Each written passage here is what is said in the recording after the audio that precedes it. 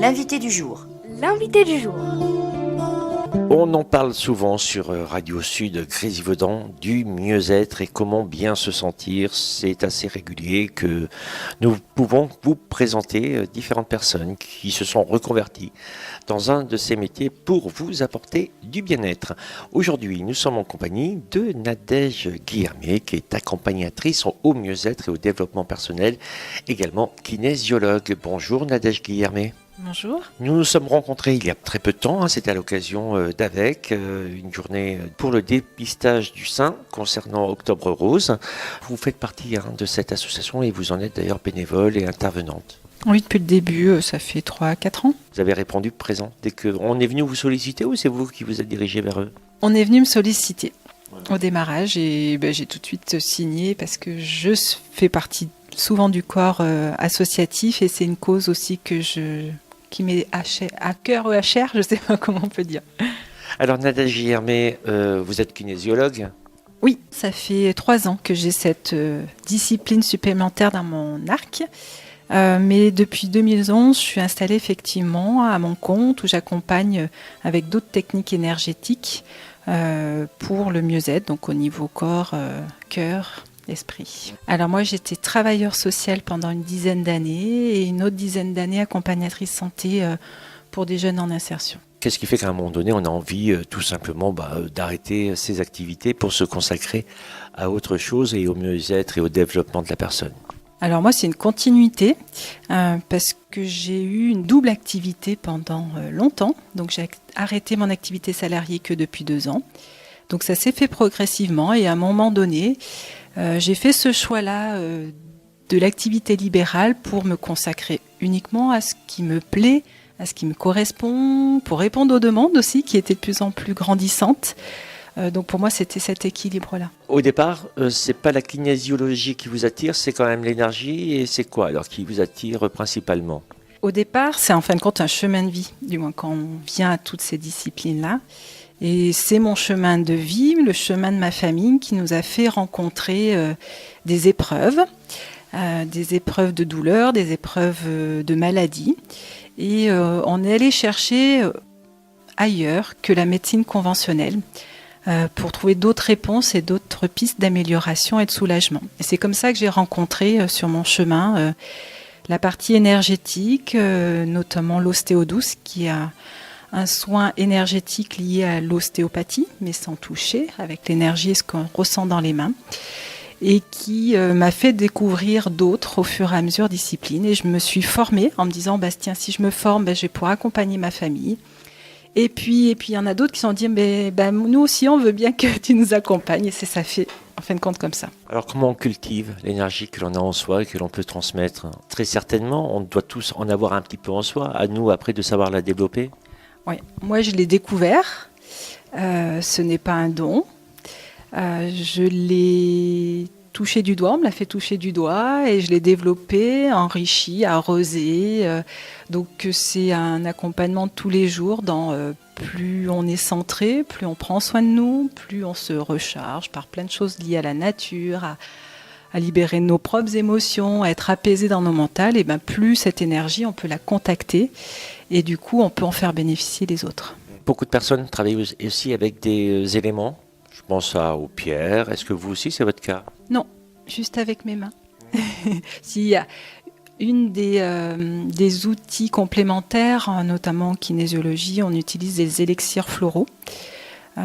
Qui est pour moi une grande ressource et une grande richesse d'accompagnement. Vous me disiez, on vous a fait toucher du doigt votre énergie, très certainement. Alors ça se passe comment un jour ? On vous a fait la démonstration que vous pouviez vous aussi, avec votre propre énergie, apporter du bien-être. Comment ça se passe le premier jour où vous vous apercevez que finalement, avec votre énergie, vous pouvez apporter du bien ? Une dizaine d'années, et moi j'ai été accompagnée, et la personne me dit mais c'est possible aussi que vous puissiez faire ça pour vous, pour les autres, et si vous voulez, moi j'accompagne et je forme les personnes.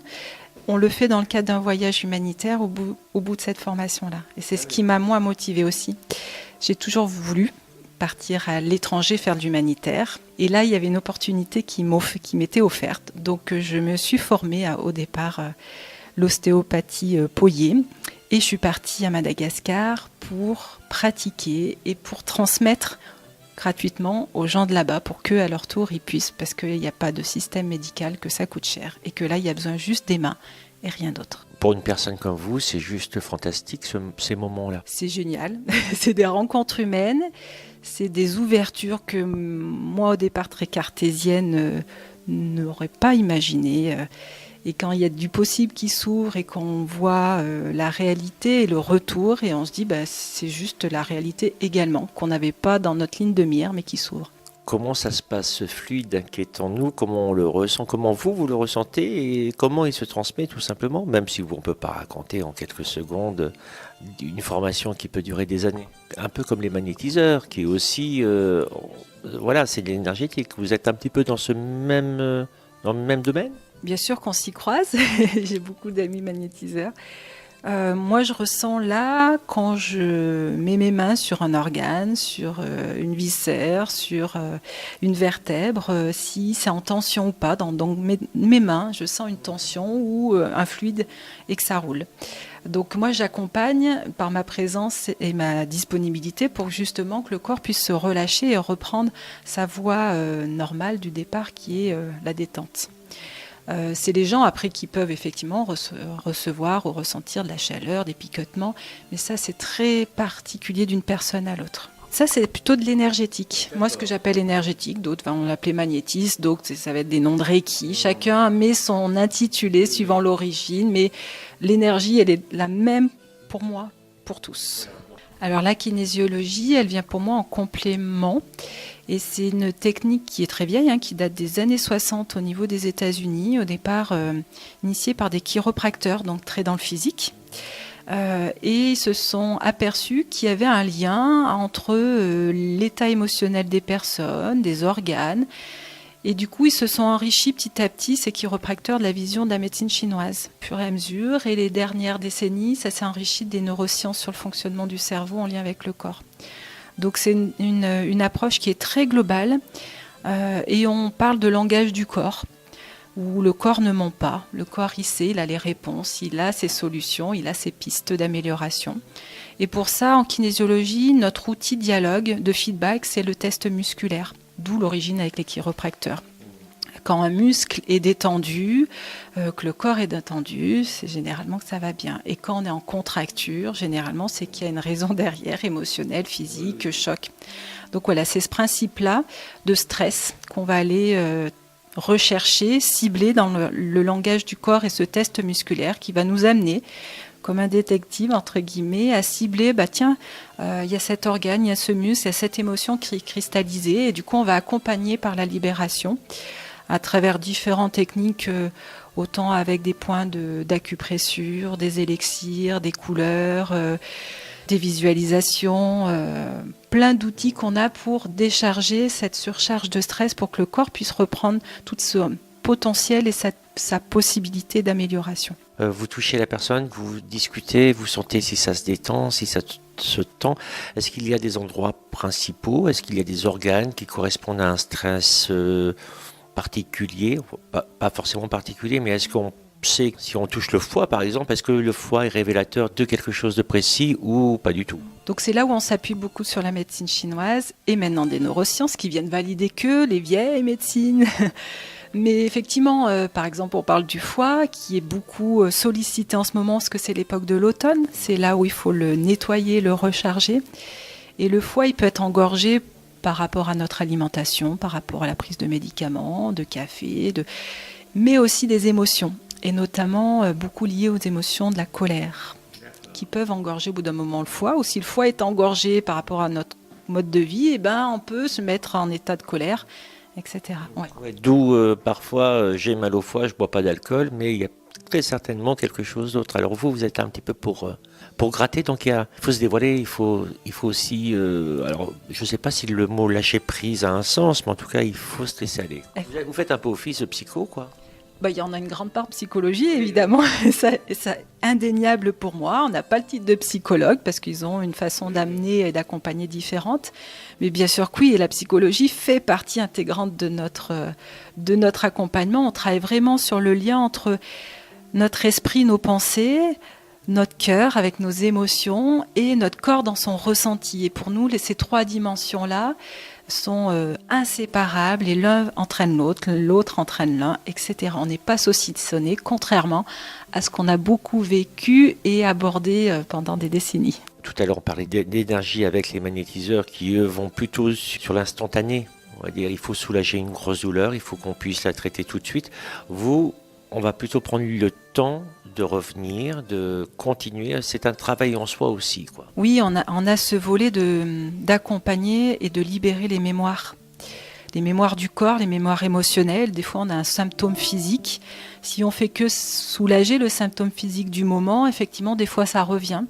Parce que la cause du départ n'a pas été libérée et c'est là notre particularité, c'est aller travailler sur les mémoires du corps et libérer souvent des surcharges émotionnelles, mais même si c'était un accident de la route, c'est un choc physique qui a travaillé de l'émotion et l'émotion tant qu'elle n'est pas libérée, eh ben, elle va se rejouer, se représenter à nous pour nous dire « Oh, il y a un truc qui est encore pas là ».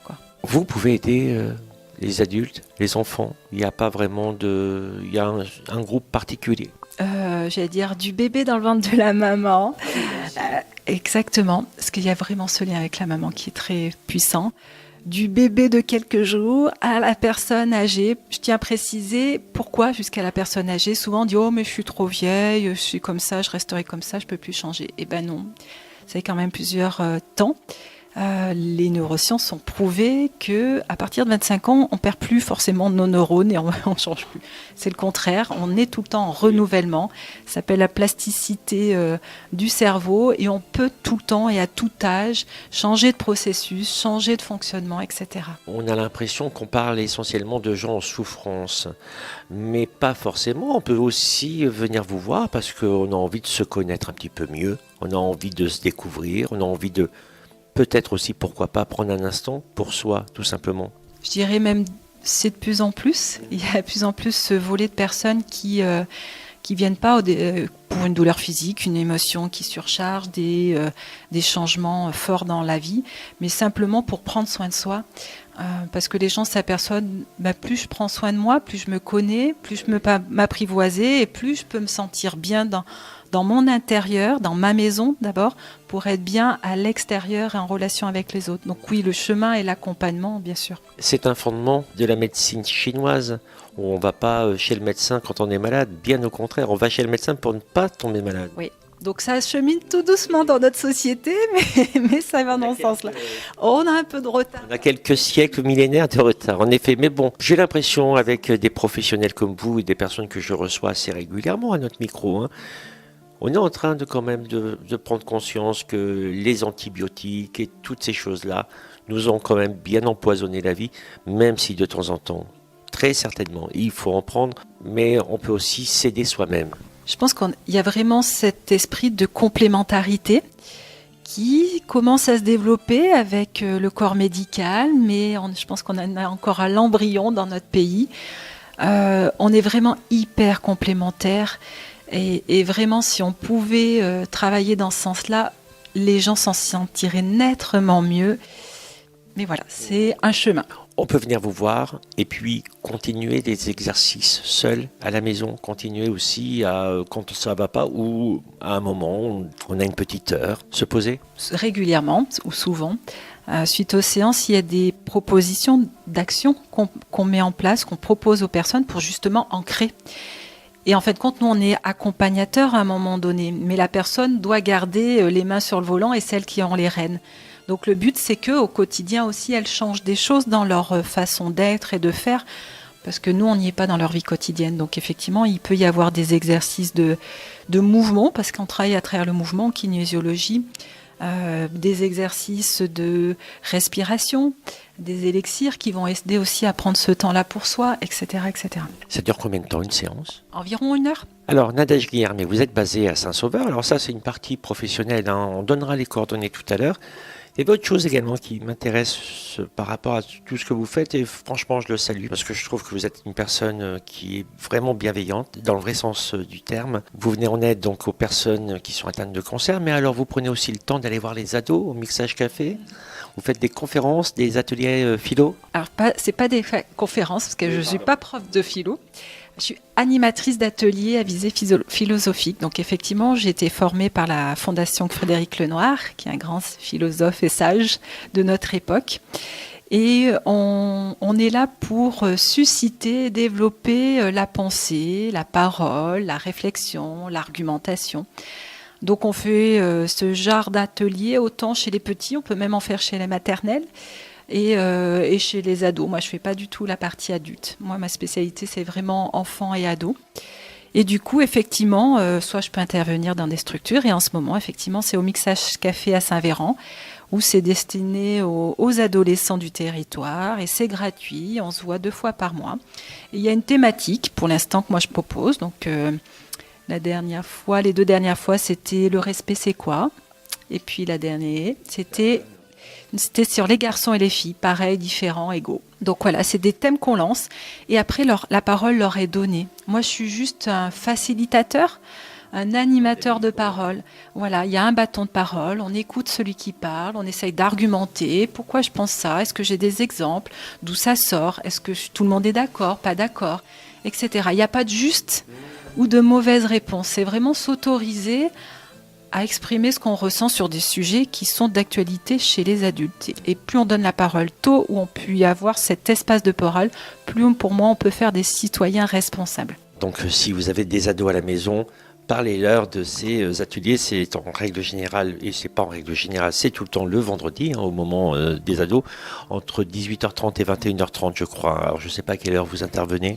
À 18h30 les vendredis et les mercredis pour l'instant dans l'après-midi, en fin d'après-midi. Donc ça c'est le côté philosophique où vous intervenez donc au Mixage Café.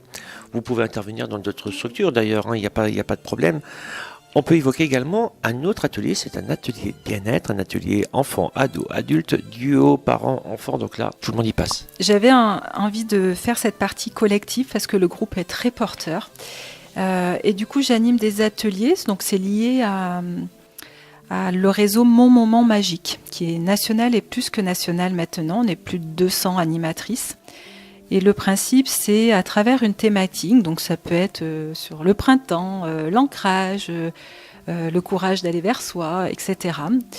Et on va traverser plein de rituels de bien-être pendant ce temps-là. Donc il y a des ateliers à destination que des femmes, des ateliers au féminin actuellement sur Saint-Sauveur et Chantès 1 fois par mois. Il y a des ateliers duo, parents-enfants, pour avoir un moment privilégié de complicité qui se déroulent sur Saint-Sauveur ou à la Maison des Familles. Voilà, c'est les principaux parce que j'ai pas trop de temps pour élargir. Donc je peux intervenir aussi, par exemple, les ateliers bien-être, j'en fais pour les crèches sur le territoire. Pour moi, c'est une façon de semer des petites graines. Et plus on a des outils dans son bagage, plus on s'y prend tôt, plus on a des chances de moins avoir besoin de quelqu'un quand ça va vraiment pas. Donc voilà. On va vous contacter si on souhaite avoir plus d'infos concernant ces ateliers, les lieux, les horaires, et puis tout simplement également votre activité de kinésiologie à Saint-Sauveur à domicile. Oui, tout à fait. Alors je suis joignable, j'ai un site internet et j'ai les pages Facebook. Donc sur internet, c'est nadègeguillermé.fr tout simplement. Et sur Facebook, vous pouvez me trouver soit à Graines de Bien-être, soit à Nadège Guillermé. Merci beaucoup. En tout cas, vous me faites vraiment penser à pas un dicton, mais à cette phrase qui dit on se fait du bien en faisant du bien, quoi. Et là, j'ai vraiment la preuve vivante face à vous. Et vraiment, j'invite les auditeurs à prendre contact avec vous, qu'on soit un petit peu en souffrance, énormément en souffrance, ou pas du tout, juste pour apprendre un petit peu qui l'on est et faire un petit point sur notre organisme. C'est aussi un petit peu ça. C'est exactement ça. Merci en tout cas.